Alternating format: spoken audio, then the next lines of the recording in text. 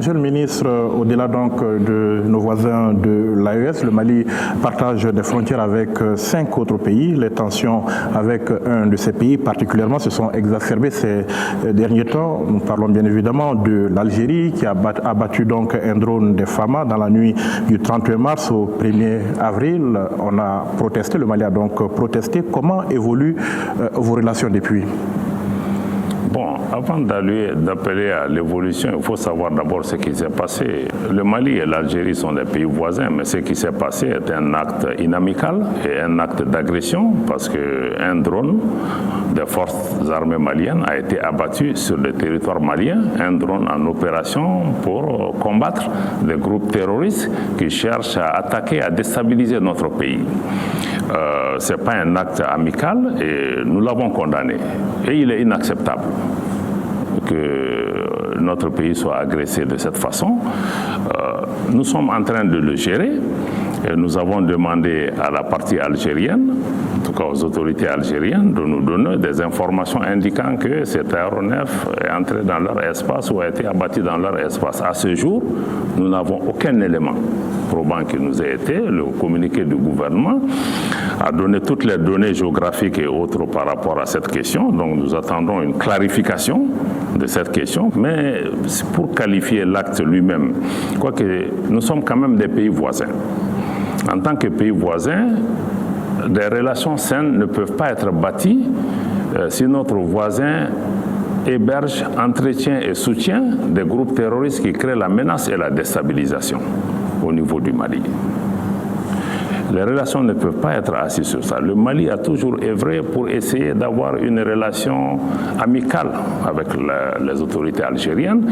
Le peuple malien et le peuple algérien sont unis par la géographie et par l'histoire. Mais il est important que les autorités algériennes respectent la souveraineté du Mali, cessent de s'ingérer dans les affaires intérieures du Mali et cessent de servir de base arrière à des groupes terroristes et autres qui déstabilisent notre pays. Le Mali, d'ailleurs, on continue à le rappeler, ce n'est pas nécessaire de le dire, mais si certains ne le savent pas, il faut malheureusement le rappeler. Le Mali a apporté un soutien décisif à l'indépendance de l'Algérie, ce qui nous vaut encore l'inimitié de l'ancienne puissance coloniale.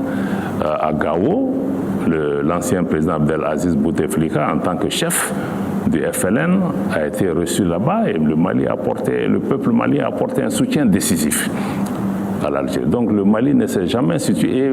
À l'international, le Mali a été le premier ou un des premiers pays à soutenir diplomatiquement, à défendre l'Algérie. Donc il est important que les autorités actuelles de l'Algérie comprennent cela et cessent, parce qu'il y a eu depuis un certain temps une multiplication d'actes hostiles à l'égard du Mali, et il faut que cela cesse pour qu'on puisse établir des relations de voisinage et qui prennent en compte justement ce passé du pays. Mais quoi qu'il en soit, le Mali reste déterminé à défendre son intégrité territoriale, à défendre notre indépendance et notre souveraineté, et ça, nous ne nous soumettrons à aucune menace ou à aucune intimidation. Est-ce qu'il y a un dialogue en cours ou en vue ? C'est ce que je vous dis encore une fois, le dialogue sera bâti sur la vérité. Il faut qu'on nous explique qu'est-ce qui s'est passé et qu'on ait les éléments. Sur la base des éléments de ce qui s'est passé, pour nous, il n'y a pas de doute. Tout à fait. Notre aéronef a été abattu sur notre territoire. Donc, il y a des rapprochements entre les différents services compétents. Quand nous aurons ces informations, nous allons pouvoir avancer. Oui, monsieur le ministre, souvent quand on écoute certaines autorités algériennes, elles pensent que c'est le fait que le Mali soit peut-être de plus en plus proche du Maroc qui pourrait expliquer un peu ces tensions-là. Est-ce que peut-être qu'il fallait s'y attendre en se rapprochant davantage du Maroc, créer peut-être cette mésentente-là avec l'Algérie? Est-ce que ça a à voir ou c'est juste des perceptions, des vues de l'esprit? Encore une fois, je rappelle les 3 principes sur lesquels sont fondées nos relations avec les partenaires qui ont été édictés par le président de la transition, son Excellence le général d'armée Assimi Goïta, et qui ont été sacrés dans notre constitution.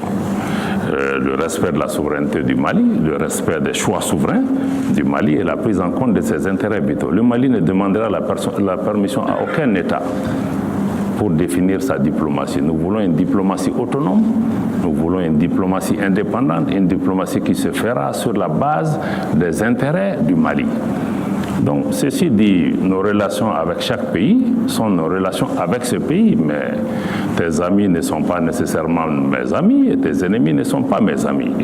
Donc, aucun pays ne peut se fonder ses relations avec le Mali sur la base d'un dictat, parce que certains ont essayé cette voie et nous voyons là où ça nous a amené. Donc je pense que ça ne peut pas être une base de discussion de dire que le Mali le Mali choisit ses amis en fonction de ses amis, comme tout pays ici dans la région ou ailleurs le feront. Donc pour moi ça c'est pas un argument. Oui.